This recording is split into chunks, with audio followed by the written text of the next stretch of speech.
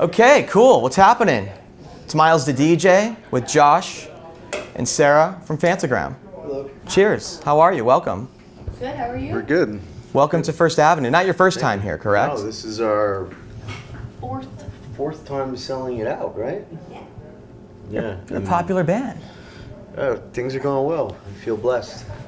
Yeah. I remember I saw you guys open up for the XX years ago, and you were just starting to pop. It was just starting to kind of happen for you, but you know you were still sort of an opener at the time. And at some point along the way, I don't know when this happened or how this happened, because the records you've always been putting out have been fantastic in my opinion, but at some point you exploded and you became a duo who can sell out First Ave 4 times.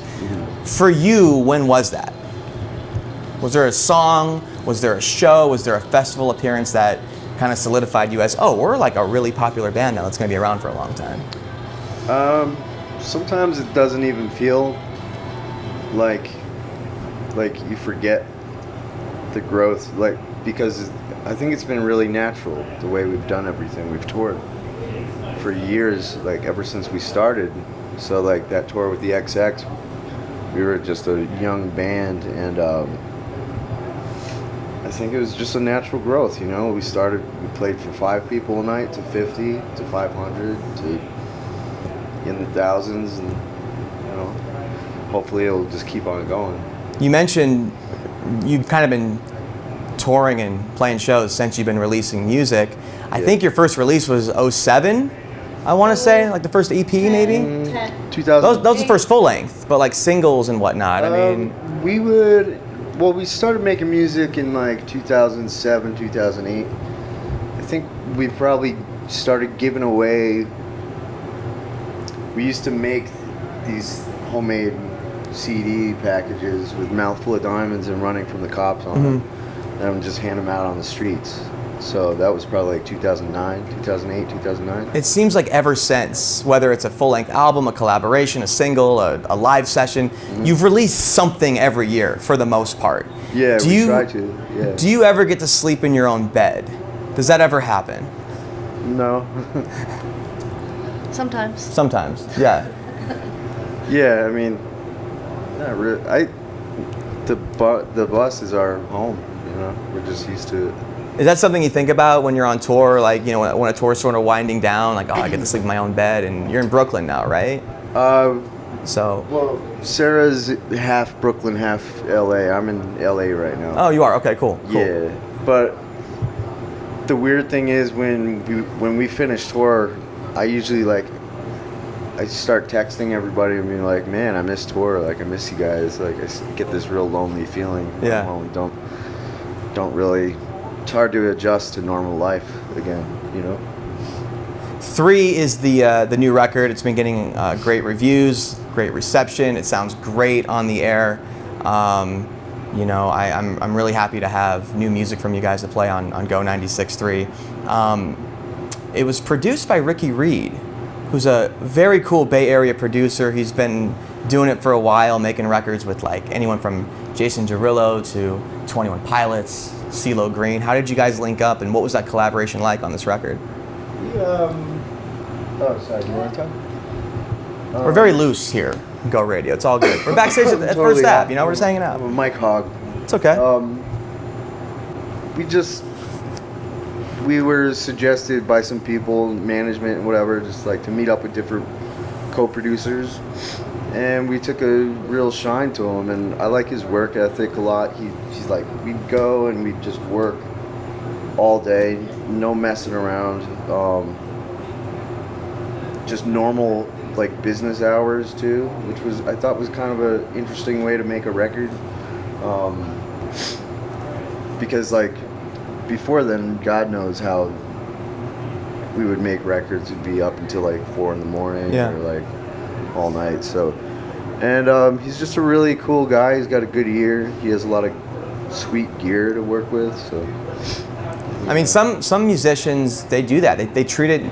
I mean, look, it's a job. It's all a job, right? I mean, you're getting paid to do the show tonight. I mean, it's part of the occupation or whatever. But some musicians, I know, Nick Cave will wake up in the morning, put on a suit, go downstairs from 9 to 5 and write music typically. That's sort of how he approaches it. So yeah. I think everyone does it differently, and I'm sure it must have been like a kind of different and cool experience for you to do it that way. Yeah, it was totally different than how I make music personally. I'm like, sometimes I start making music around 10 p.m. and I'll work until 4 a.m. or something like that. What was the approach with this new record? Concept-wise, sonically, what did you want to accomplish, and do you feel that you ultimately did that? Specifically, concept-wise, we wanted to make a dark record again. I think all of our records are pretty dark, but this one is a little bit heavier content, heavier meaning, and not heavier meaning in a way that I think we're a little bit more open to telling people what this record means Okay. to us. Our other records, we always just kind of like to leave it up to the listener, and for inspiration for all of the things that are kind of contribute into a record. It's dark, but it's very tragic, but it also has light in it, which I think is the challenge for an artist, is to be able to incorporate both light and dark, and that's what this record definitely represents. That's Really, why we also wanted to make the artwork the way we did. It's like, Very light, kind of. Yeah, it's Yeah. light, almost real beautiful looking, calming looking image, but at the same time it's very violent and like almost tragic at the Right. same time. So, sorry to interrupt. yeah, that's all. I love how polite you are with each other. You're sharing the mic, making sure you both want to talk. That's cool. I mean, you've known each other for a long time now, right? I mean, best friends for, how long ago did you two meet? Well, we went to preschool together. Is that right? Yeah. Oh, wow. Yeah, but I guess we really became friends in like junior high. And I would go to Sarah's house and skateboard in front of her house or jump on her trampoline. Actually, the whole neighborhood would like kind of congregate right around Sarah's house. And yeah, we just skate. And When did music That's right. become part of that friendship and making music together? Were you listening to any particular records that inspired you, or sort of when did that happen?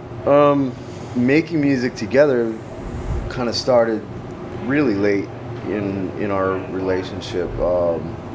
Sarah and I dated in the past, like when we started the band, we were dating, and then let's see, I think, and I was working on solo stuff, and we really bonded over like a lot of. I remember one day I bought Donuts by Jay Dilla, and Oh, yeah. brought that over, and Sarah and I like geeked out over it, and but we would share different. She'd play a lot of different like underground hip hop for me, and I'd play her bands that she didn't know, like My Bloody Valentine and Slow Dive and stuff. And then, Cool. you know, we both have many different influences, so that kind of started. We started.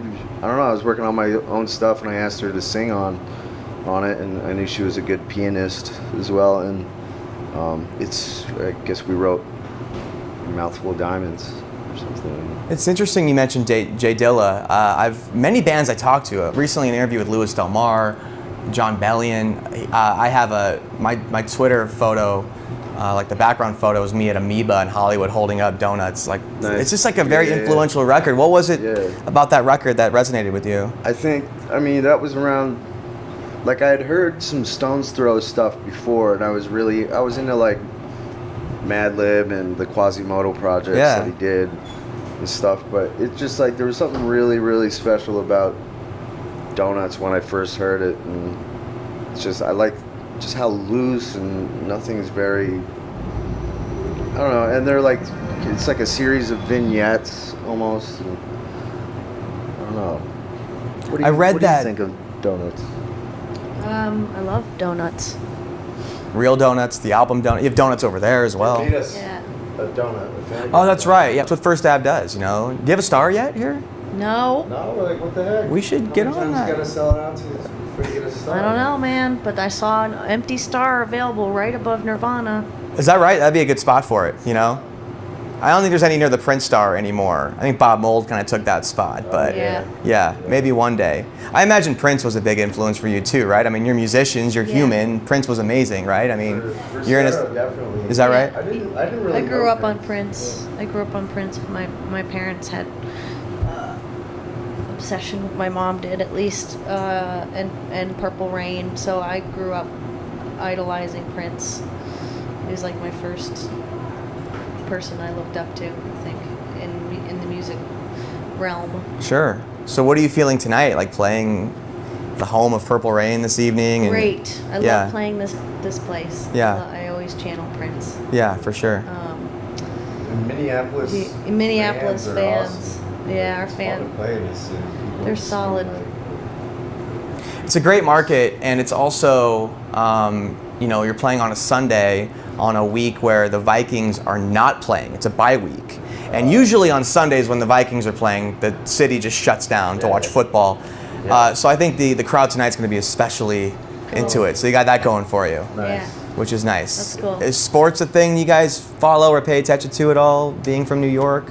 I mean, I used to follow sports, but I mean, my teams are. I like the New York Mets, the Jets, Yeah.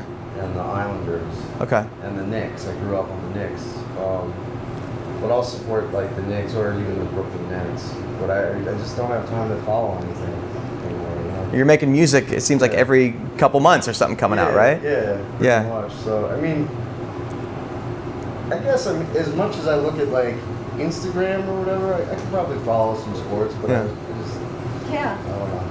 I don't. I'm sure the Big Boy collaboration gets brought up a lot in interviews, and we don't have to get into that too much, but I am curious if there's going to be another one down the line. Yes, there's going to Yeah. be one more for sure. Yeah.